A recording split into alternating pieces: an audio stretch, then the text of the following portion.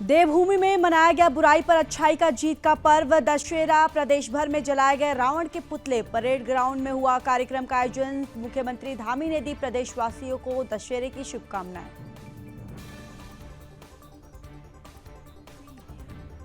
दशहरा के मौके पर कनखल में दशनामी सन्यासी संतों ने किया शस्त्र पूजन। भैरव व सूर्य प्रकाश भाले की देवता रूप में की गई पूजा। मंत्रों के साथ आधुनिक और प्राचीन हथियारों की पूजा की गई।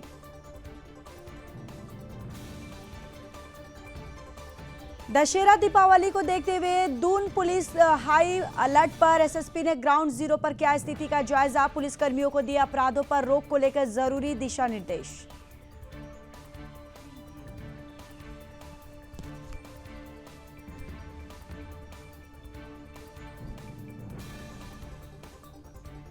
प्रयागराज में कुंभ मेले में लगने वाली दुकानों को लेकर छिड़ी बहस। अखाड़ा भारतीय अखाड़ा परिषद ने कहा कुंभ मेले में ना लगाई जाए गैर हिंदू की दुकानें। थोक जिहाद की बढ़ती घटनाओं को देखते हुए लिया गया निर्णय।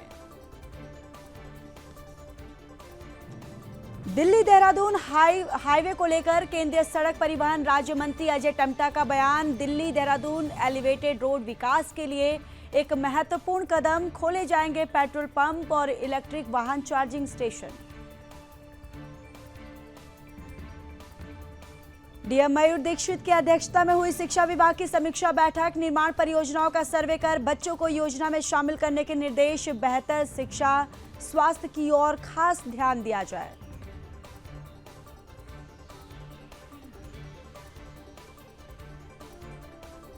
देहरादून में त्योहारी सीजन में सोने चांदी का बाजार हुआ मंदा। ज्वेलरी विक्रेताओं की बढ़ी टेंशन। दुकानों में खरीदारों की संख्या में आई कमी। ग्राहकों को लुभाने के लिए रखे गए विशेष ऑफर। चारधाम के कपाट बंद होने की तारीख घोषित। 2 नवंबर को गंगोत्री धाम, 3 नवंबर को केदारनाथ मंदिर, 17 नवंबर बद्रीनाथ धाम के कपाट होंगे बंद।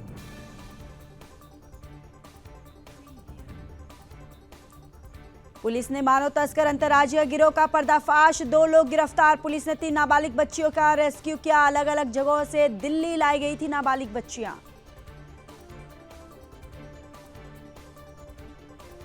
खटीमा में वन विभाग ने अवैध खेर की लकड़ियों से भरी पिकअप सीज। 1 आरोपी गिरफ्तार। 2 आरोपियों की तलाश जारी। आरोपियों पर वन अधिनियम के तहत कार्रवाई जारी।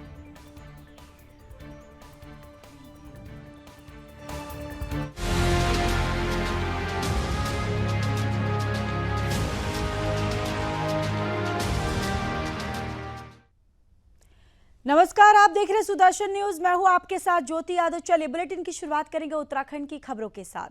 दशहरा पर्व पूरे देश में बड़े उत्साह और धूमधाम के साथ मनाया गया। धर्मनगरी हरिद्वार के कनखल के श्री पंचायती महानिर्वाणी अखाड़ा में दशनामी सन्यासी संतों ने दशहरा पर्व के मौके पर शस्त्रों की पूजा की। इनमें प्रमुख भैरव प्रकाश और सूर्य प्रकाश नामक भाले ही देवता के रूप में विधि विधान से पूजा की गई है। इसके साथ ही आज के युग के आधुनिक हथियार और प्राचीन काल के कई प्रकार के हथियारों की पूजा की गई और मंत्रोच्चार के साथ पूजा की गई। आपको ये भी बताते चले कि दशहरे के दिन आदि जगत गुरु शंकराचार्य के स्थापित दशनामी सन्यासी परंपरा के नागा सन्यासी अखाड़ों में शस्त्र पूजन की परंपरा है। पिछले 2500 वर्षों से दशनामी सन्यासी परंपरा से जुड़े नागा सन्यासी इस परंपरा का पालन करते आ रहे हैं और इसी के चलते अपने अपने अखाड़ों में शस्त्र पूजन भी करते आ रहे हैं। यहाँ प्राचीन काल से सूर्य प्रकाश और भैरव प्रकाश नामक भाले रखे हुए हैं जो भाला देवता के रूप में पूजे जाते हैं। दशनामी सन्यासी इन देवताओं की वैदिक रीति से पूजा करते हैं।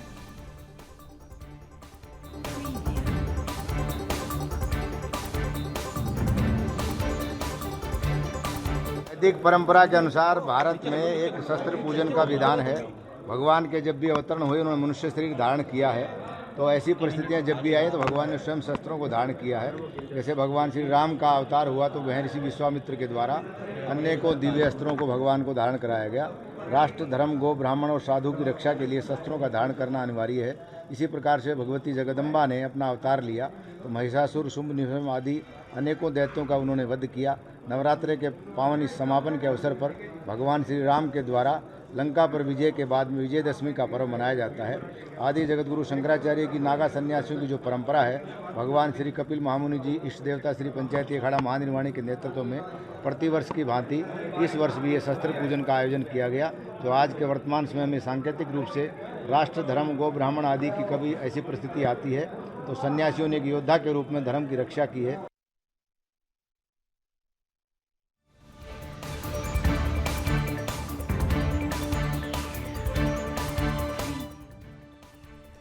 तो चलिए आगे बढ़ते हैं। दशहरा और दीपावली जैसे त्योहारों को देखते हुए दून पुलिस अलर्ट मोड पर नजर आई है, जिसको लेकर पुलिस कप्तान अजय सिंह ने खुद मोर्चा संभाला। एसएसपी अजय सिंह खुद जिले में जगह जगह पुलिसिंग और अन्य व्यवस्थाओं का जायजा लेते हुए नजर आए। इसी क्रम में एसएसपी देहरादून अजय सिंह ने पछवा दून के सेलाकुई, सहसपुर और हरबटपुर आदि क्षेत्रों का दौरा किया, जहां उन्होंने त्योहारों को देखते हुए यातायात व्यवस्था सुचारू रखने और ऐसे मौके पर होने वाली चेन स्नैचिंग और इस तरह की जो वारदातें हैं उस पर अंकुश लगाने को लेकर स्थानीय पुलिसकर्मियों को आवश्यक दिशा निर्देश दिए गए। इस दौरान मीडिया से बात करते हुए एसएसपी अजय सिंह ने कहा कि आगामी त्योहारों को देखते हुए पुलिस पूरी तरह से तैयार है। उन्होंने आगे कहा कि पुलिस पर हर संदिग्ध गतिविधियों पर पुलिस जो है वो नजर रखे हुए है। साथ ही अनैतिक धंधों में लिप्त और शराब परोसने वाले होटल, ढाबों और हट्स वाले कैंपों पर नजर रखने के लिए स्थानीय पुलिस को निर्देशित करते हुए टीमों का गठन किया गया है, जिसके चलते इस तरह के संदिग्ध स्थानों पर चेकिंग अभियान चलाया जा रहा है।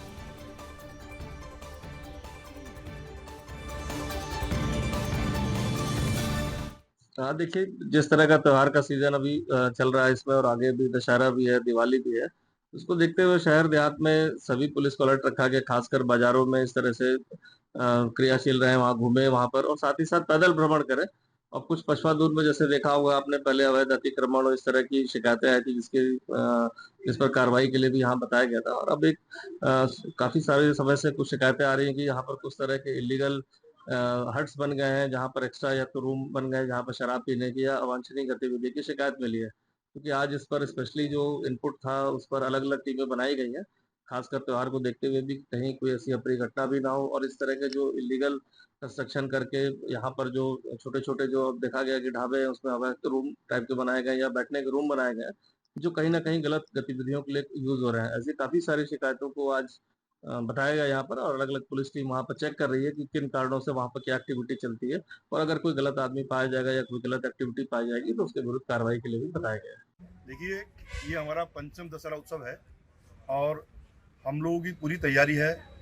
हम लोगों की जो समिति है, 20-25 लोगों की हमारी समिति है, सभी लोग बिल्कुल डट के यहाँ खड़े रहते हैं। 7, 8, 10 हज़ार तक लोग यहाँ पर पहुँच जाता है और पुलिस प्रशासन का भी हमें पूरा सहयोग मिलता है। अग्निशमन की गाड़ियाँ रहती है, हमारे प्राउंटर के अलावा हमने सिक्योरिटी के लोग भी कुछ बुला रखे हैं। तो इसी से जो है हमारा प्रोग्राम सफलता से हो जाता है। ये प्रोग्राम हमारा 5वां है।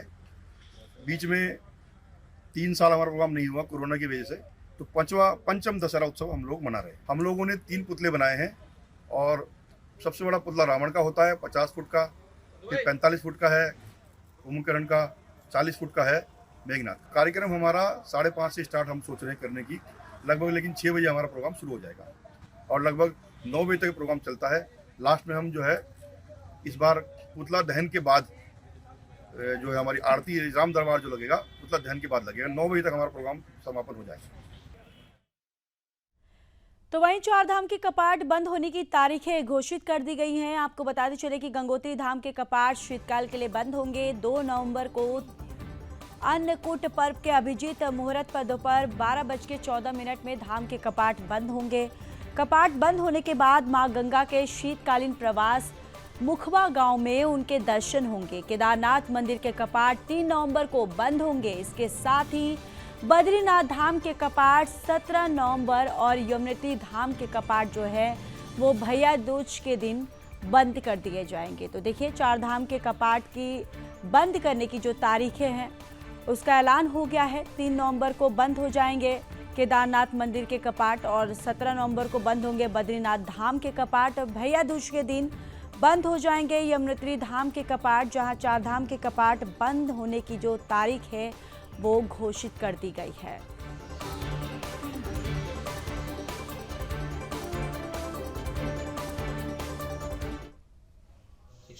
विस्तृत समीक्षा की।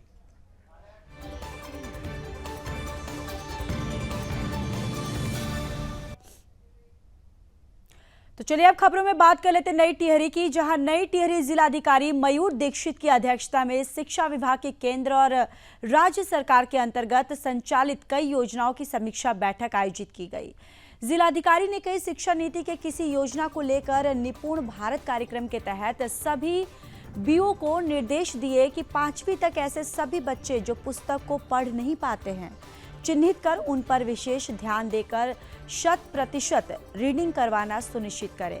इसके साथ ही जनपद में कई निर्माण परियोजनाओं में काम करने वालों के बच्चों का सर्वे कर बच्चों को योजनाओं में शामिल करें। पीएम श्री योजना की समीक्षा करते हुए जिलाधिकारी ने कहा कि सभी बीओ ऑनरशिप लेते हुए हर महीने स्कूलों का विजिट करें, स्कूलों में विद्यार्थियों का नामांकन बढ़ाए, प्रधानाचार्य और अध्यापकों के साथ बच्चों के स्वास्थ्य, आत्मविश्वास, बेहतर शिक्षा को लेकर बैठक करें ताकि स्कूलों के प्रति अभिभावकों का विश्वास बढ़े।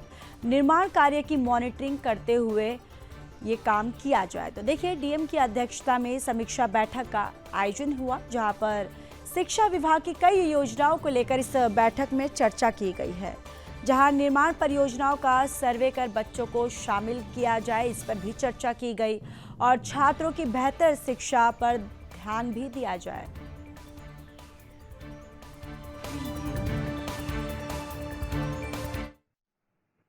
शिक्षा विभाग की विस्तृत समीक्षा की गई, जिसमें कि भारत सरकार की और राज्य सरकार की जो भी योजनाएं चल रही हैं शिक्षा क्षेत्र में उसका रिव्यू किया गया और इसमें मुख्यतः जो पीएम श्री स्कूल हैं 18 है हमारे ज़िले में, उनके लिए जो प्लान बनाया गया उसका डिस्कशन किया गया।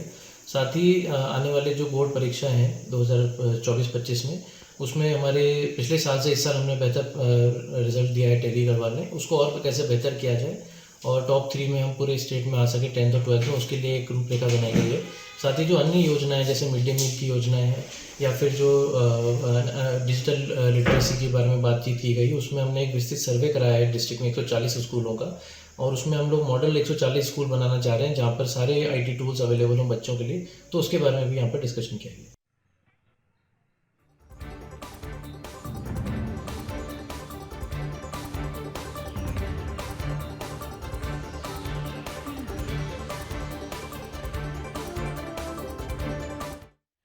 देहरादून में सीएम पुष्कर सिंह धामी ने मुख्यमंत्री आवास के मुख्य सेवक सदन में आयोजित जनता मिलन कार्यक्रम में प्रतिभाग किया।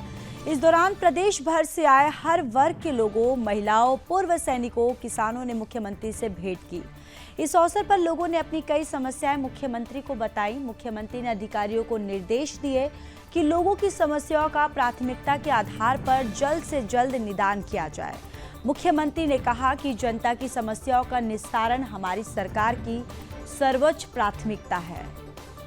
तो जनता मिलन कार्यक्रम में मुख्यमंत्री पुष्कर सिंह धामी पहुंचे, जहां हर वर्ग के लोगों की मुख्यमंत्री पुष्कर सिंह धामी ने जन समस्याएं सुनी, अधिकारियों को निस्तारण के निर्देश भी दिए। जनता की समस्याओं का निस्तारण जो है वो प्राथमिकता है। मुख्यमंत्री धामी ने ये बातें भी कही, जिसको लेकर उन्होंने निर्देश दिया है कि जो भी जनता की समस्या है उसका जल्द से जल्द समाधान किया जाए।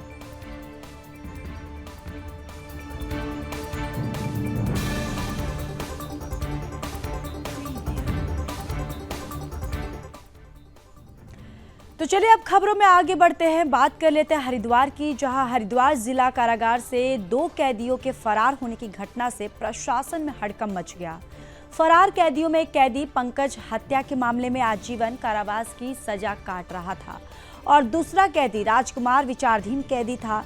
घटना की जानकारी मिलते ही एसएसपी प्रेमेंद्र सिंह डोभाल और जिलाधिकारी कामेंद्र सिंह तुरंत जिला कारागार पहुंचे। फरार कैदियों की खोजबीन के लिए जिले भर में नाकाबंदी की गई है और एसएसपी ने बताया कि जेल प्रशासन और पुलिस दोनों ही कैदियों की तलाश में जुटे हुए हैं और उन्हें जल्द पकड़ लिया जाएगा।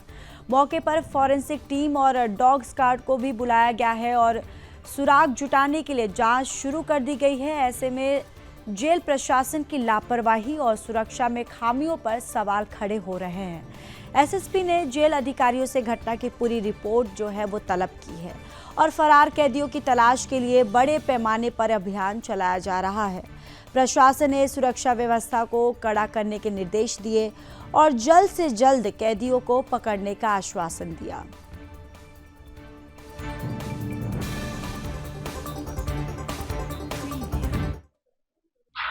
दोष बंदी हैं।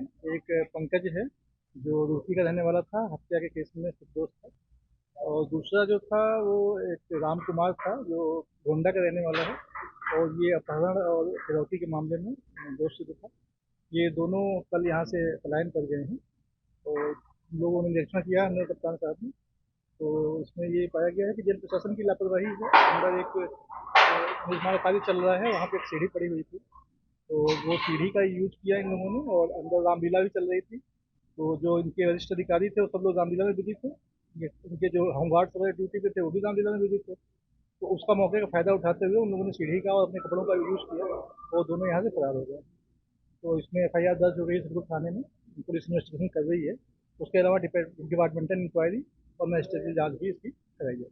आज सुबह करीब 6:30 बजे के आसपास कंट्रोल रूम के माध्यम से पुलिस को सूचना मिली थी कि 2 कैदी यहाँ जेल से कल शाम के समय रामलीला यहाँ पर एक कार्यक्रम चल रहा था, उसका फ़ायदा उठाते हुए कंस्ट्रक्शन साइट में से एक सीढ़ी को उठा के और दीवार फांकने यहाँ से निकले हैं, जिसमें एक जो कैदी है वो 302 के मुकदमे में सजायाफ्ता है पंकज, और एक कैदी उसमें अपहरण के मुकदमे में अभी अंडर ट्रायल चल रहा है।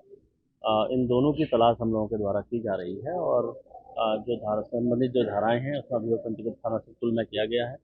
हमारी टीम इसके सर्चिंग के लिए लगातार हम लोग लगे हैं और जल्दी ही इसमें रिजल्ट इसमें दिया जाएगा। हाँ, इसमें एक जो कैदी है पंकज, वो सजायाफ्ता भी है और परम वाल्मीकि ग्रुप से वो जुड़ा रहा है और एक 302 के मामले में यहाँ निरुद्ध है और उसमें सजा भी हुई है उसको, और उसका भी हम लोग जल्दी ही एक चुनौती के तौर पे से ले रहे हैं, उसमें जल्दी ही जल्दी।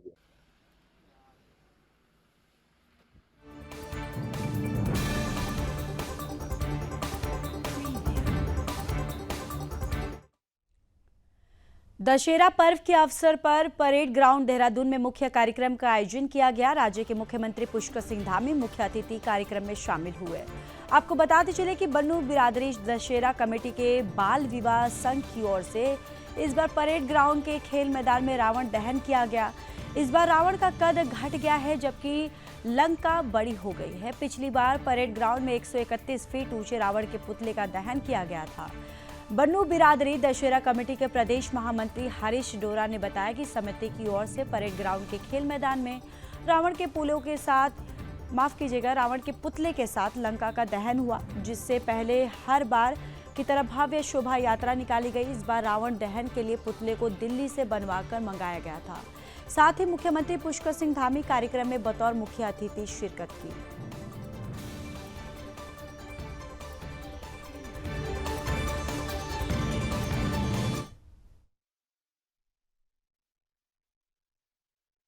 इसमें 60 फीट, 55 फीट और 50 फीट, ये 3 इसके जो हाइट है इन तीनों की, और माननीय मुख्यमंत्री जी इसमें मुख्य अतिथि के तौर पे रहेंगे। हमारे सभी सम्मानित विधायकगण जो देहरादून महानगर के हैं वो भी रहेंगे और हमारी बिरादरी के भी प्रमुख लोग इसमें उपस्थित रहेंगे।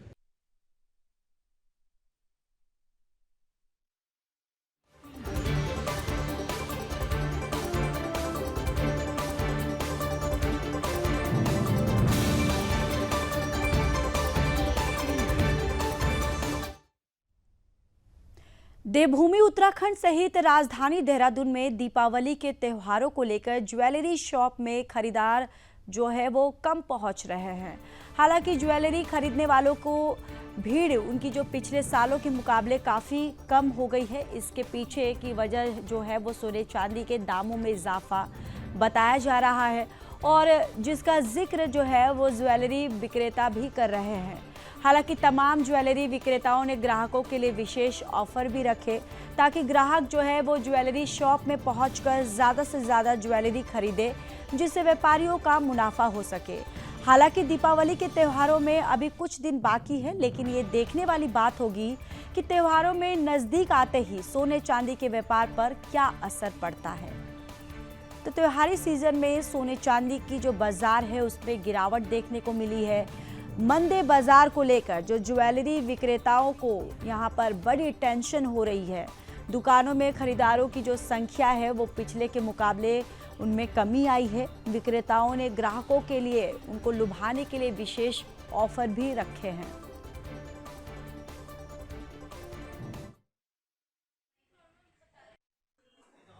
पिछले सालों के मुकाबले इस बार मार्केट काफ़ी ज़्यादा डाउन है, क्योंकि एक तो रेट बहुत ज़्यादा बढ़ गया है सोने का, और दूसरा ये है कि रेटों में फ्लक्चुएशन बहुत ज़्यादा है। पहले फ्लक्चुएशन होता था ठीक है 100, 200, 150 रुपये ऊपर नीचे हुआ, अब ये हो रहा है कि सीधा 3-3, 4-4 हज़ार रुपये ऊपर नीचे हो रहा है सोना।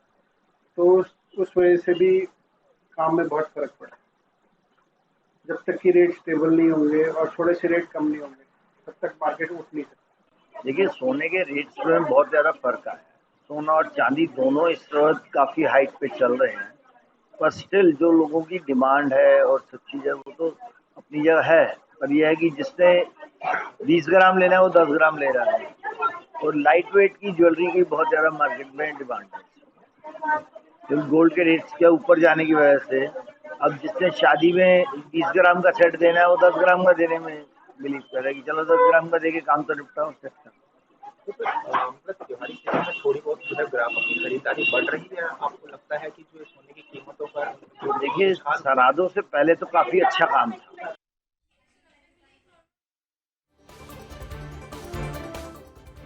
राजधानी देहरादून में मानव तस्करी करने वाले एक अंतर्राज्यीय गिरोह का पुलिस ने पर्दाफाश किया। इस मामले में पुलिस ने एक महिला और एक पुरुष तस्कर को गिरफ्तार किया है। 3 नाबालिग बच्चियों को रेस्क्यू भी पुलिस ने किया है। देहरादून के एसएसपी अजय सिंह ने कहा कि देहरादून के आईएसबीटी क्षेत्र में 3 नाबालिग बच्चियां संदिग्ध अवस्था में घूमते हुए मिली थी, जिसके बाद पुलिस और चाइल्ड वेलफेयर कमेटी ने उनसे पूछताछ की। उन्होंने कहा कि पूछताछ में पता चला ये बच्चियां अलग अलग स्थानों से दिल्ली में पहुंची थी, जिसके बाद कोई व्यक्ति इन्हें नौकरी दिलाने के बहाने से अभियुक्तों के साथ देहरादून ले गया। नाबालिग बच्चियों को जब कुछ संदेह हुआ तो वो मौके से भागकर पुलिस के पास आ पहुंची। मानव तस्कर गिरोह का यहां पुलिस ने पर्दाफाश किया, जहां 2 को गिरफ्तार किया है और 3 नाबालिग बच्चियों का पुलिस ने रेस्क्यू किया। दरअसल आईएसबीटी में संदिग्ध अवस्था में 3 नाबालिग बच्चियां पुलिस को मिली और अलग अलग जगहों से दिल्ली ये लाई गई थी नाबालिग। आईएसबीटी क्षेत्र में 3 नाबालिग जो है लड़कियों के संदिग्ध अवस्था में इस तरह घूमते हुए पता चला था, जिसके बाद जो है पुलिस ने उनसे पूछताछ करी। पूछताछ के बाद जो है चूंकि नाबालिग बच्चियां थी तो CWC चाइल्ड वेलफेयर कमेटी को भी बुला लिया गया, और जो पूछताछ के बाद समस्त प्रकरण अभी तक जो संज्ञान में आया उसमें जो हमारी एसटीयू टीम है उनके द्वारा ये पता चला कि ये बच्चियाँ अपने अलग अलग स्थानों से दिल्ली में पहुँची थी वहाँ पर 2, और इसके बाद वहाँ पर इनको किसी ने गुमराह करके नौकरी या काम दिलाने के बहाने उनको एक 2 और लोग थे उनके माध्यम से यहाँ पर देहरादून भेजा था। चूँकि रात को जहाँ पर ये लोग रुके थे 3 लोग वहाँ इनको कुछ ऐसी बातें पता चली कि जहाँ पर कहीं इनको मानव तस्करी में शामिल करने की या कहीं इनको बेचने की ऐसी बात पता चली, जिससे डर के मारे तीनों जो बालिकाएं थी वो वहाँ से निकल गईं और पुलिस के पास पहुँची थी। और पुलिस ने जो हमारी एंटी ह्यूमन ट्रैफिकिंग यूनिट है वहाँ के जो इंस्पेक्टर द्वारा पूरी जानकारी उपरांत इसमें एक मुकदमा दर्ज कराया था, और इस पूरे समस्त चीज़ों में 2 लोग की संलिप्तता प्रकाश में आई थी। जहाँ पर बच्चियाँ थीं उन 2 लोग को इसमें एंटी ह्यूमन ट्रैफिकिंग की जो विभिन्न धाराओं में गिरफ्तार भी किया गया।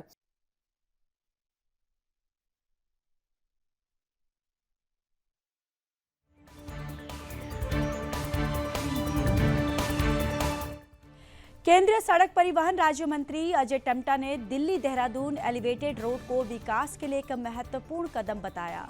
उन्होंने कहा कि 213 किलोमीटर की रोड दिल्ली देहरादून की सड़क बन रही है और अब 2.5 घंटे में दिल्ली से देहरादून जा सकेंगे, और कई जगह पेट्रोल पंप के साथ इलेक्ट्रिक वाहन चार्जिंग स्टेशन भी खुलेंगे। केंद्रीय सड़क परिवहन राज्य मंत्री अजय टम्टा ने कहा कि अगले कुछ महीनों से प्रधानमंत्री नरेंद्र मोदी और केंद्रीय सड़क परिवहन मंत्री नितिन गडकरी इसका उद्घाटन करेंगे। उन्होंने कहा कि इस मार्ग के बन जाने से उत्तराखंड आने वाले तीर्थयात्रियों और पर्यटकों को काफी लाभ होगा। इसके अलावा उत्तराखंड के लोगों को देश की राजधानी दिल्ली और दिल्ली से उत्तराखंड की राजधानी देहरादून आने में काफी आसानी होगी और समय की बचत है वो भी होगी।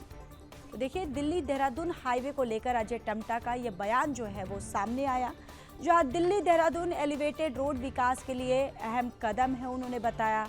उन्होंने ये भी कहा कि पेट्रोल पंप और इलेक्ट्रिक वाहन जो है इसकी चार्जिंग स्टेशन भी बनाई जाएगी और पीएम मोदी जो है इलेक्ट्रिक वाहन चार्जिंग स्टेशन का उद्घाटन करेंगे। तो दिल्ली देहरादून हाईवे को लेकर अजय टम्टा का बयान जो है ये सामने आया। उन्होंने कहा है कि दिल्ली देहरादून एलिवेटेड रोड विकास के लिए एक अहम कदम जो है वो सरकार के द्वारा उठाया जा रहा है। उन्होंने कहा कि पेट्रोल पंप, इलेक्ट्रिक वाहन चार्जिंग स्टेशन जो है वो हाईवे पे खोले जाएंगे और पीएम नरेंद्र मोदी जो है इस चार्जिंग स्टेशन और इलेक्ट्रिक वाहन का उद्घाटन करेंगे।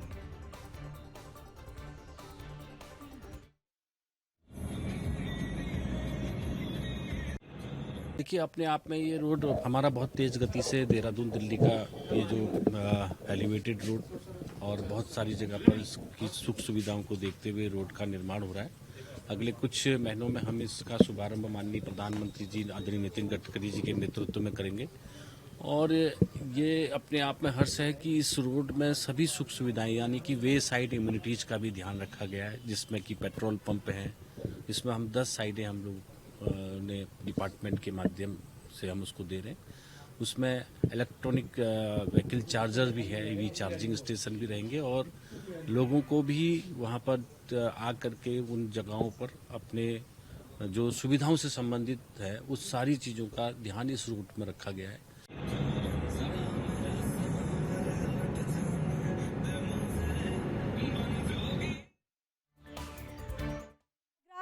प्रयागराज कुंभ में लगने वाली दुकानों को लेकर छिड़ी बहस। कुंभ मेले में गैर हिंदू दुकानों में एपी लगाए जाएंगे, जहां पर मेले में गैर हिंदू सिर्फ सनातनी संस्कृति देखने आएंगे। आपको बताते चले कि अखाड़ा परिषद का गैर हिंदुओं को लेकर ये सख्त रुख जो है वो सामने आया।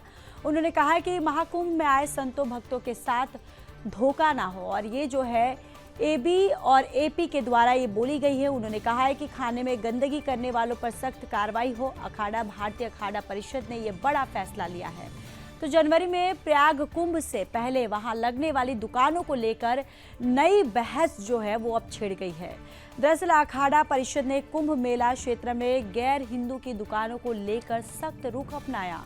अखाड़ा परिषद ने गैर हिंदुओं के दुकान लगाने को लेकर ये साफ किया है कि गैर हिंदू मेले में आए लेकिन व्यापार करने नहीं बल्कि सनातनी संस्कृति को देखने और जानने के लिए आए। अखाड़ा परिषद के अध्यक्ष महंत रविंद्र पुरी ने कहा, गैर हिंदुओं के साथ उनका किसी भी तरह का कोई मतभेद नहीं है, लेकिन जिस तरह से सोशल मीडिया पर लगातार खाने की चीज़ों, फलों और फूलों में गंदगी मिलाई जाने की जो वीडियो सामने आ रही है, उसके बाद अखाड़ा परिषद ने ये निर्णय लिया है कि सनातन के इस सबसे बड़े महापर्व में किसी भी गैर हिंदू की दुकान नहीं लगने दी जाएगी।